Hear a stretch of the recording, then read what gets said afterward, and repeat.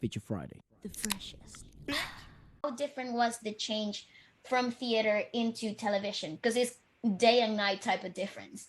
So tell me a little bit about Yeah, yeah, that. you're right. Um, well, I think I was about 8 years old when um the managers the company that manages me today are Oh the wow. same one who found Oh me my working God. in a small show as an 8-year-old kid, as a That's third grader amazing. in some performance. And yeah, they own theater company called Trumpets, and they asked me to audition for a role in an original musical called The Lion, the Witch, and the Wardrobe, which is based on the Narnia books, Uh-huh. Oh nice. originally made here. And so I auditioned and I got in, and that was the start for me. It was kind of learn as you go kind of experience for me. I think being that young kid, I didn't have much experience, so I was kind of I was having the experience while I was doing it, and I just instantly fell in love with it, and I kept going. I kept doing more shows, and training in that space, and so I guess transitioning into mainstream pop music was kind of a bit of a culture shock at first, Yeah. discipline wise, technique, and all that. But I guess uh, I was lucky enough to be young enough to be malleable, to adapt easily. And so that's kind of just how it was for me. Just You know had to adapt to things while I was doing it. it's interesting, Sam, because one of the things, and you mentioned it there, kind of becoming malleable, and I think a lot of Mm. people attribute that a lot to their younger years, right? It's like when you're younger, you can learn a language easier. When you're younger, you can learn other skills easier. But I think it's also, I think personality types have such a big deal to do with it, and the fact that you started in theater, just me thinking here out loud, I feel like seeing my sister do theater from the start, and other kids that kind of get involved in theater. I think theater does a really good job of making you have to adapt Mm, on the move, I on agree. the go. So it's no surprise that then you were able to make the jump into mainstream media so fast. Yeah, that's true. Most of my training came from that world, and I'm still those are my foundations, Yeah. and I still get to use those techniques and experience. They're still really valuable to me today. I I think theater taught me uh, how to own the stage, how to command presence on stage, how uh, to just the confidence in general to be on stage, the training that is required, to how to prepare, how to interpret songs, all of that stuff I learned from training from theater, and that's really very valuable to me.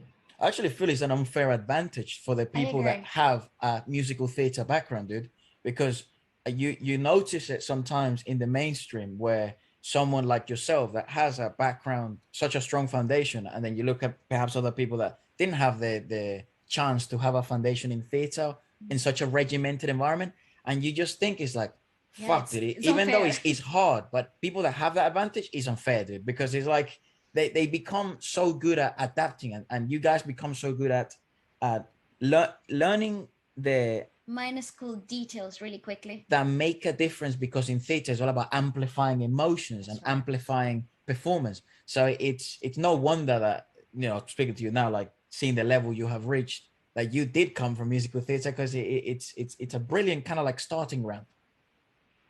Yes, it is. I wouldn't say it's required, definitely, No, no, no. especially in this day and age where you can just get super famous on TikTok Yeah, and literally. there. But yeah, I would say it really helped me out a lot, and I don't get to do musicals as much anymore, as aside from the one that I did in 2020, Uh-huh. having a 10-year break in between. Whoa. But Oof. you get to do it. I it's like it's still great. It's It like coming back is. home, and I love it. I do. Uh, uh, you know, uh, Joseph the Dreamer being a, That was the you one, right? know, You did in 2020, Joseph the Dreamer, was it? Yes, Yeah. yes, that's yeah, being being based on a biblical story, and the whole idea of a revival show, because it was right. originally written in 89, right? It was Yes. originally performed then. It How did it feel to be part of something that had already marked history in the Philippines? Like, you know a part that I really don't know much about the Filipino theater industry, so That's why tell we're me. so intrigued by it, Yeah. brother, because here in London is obviously a staple Mhm, about the culture. Theatre and London just go hand in hand. mhm. But it's Yeah. so interesting to learn regarding the theatre world in other industries, like in the Philippines. So how did Yeah. it feel to be part of So that project? it was amazing. If there was a production that was going to bring me back to the theater, it was going to be that one. Nice. And yeah, so Joseph the Dreamer, I think, happened around the 80s, late 80s. Mm-hmm. And it was originally, the title role was originally by Gary Valenciano. Oh And wow. I know you had a conversation with him. I was checking you guys out, and I saw you had a conversation. He was the original Joseph. I didn't know. I did. Uh, I had a little read. All right. I yeah. was really And psyched. so just being able to do that role that he once performed was already a big thing for me.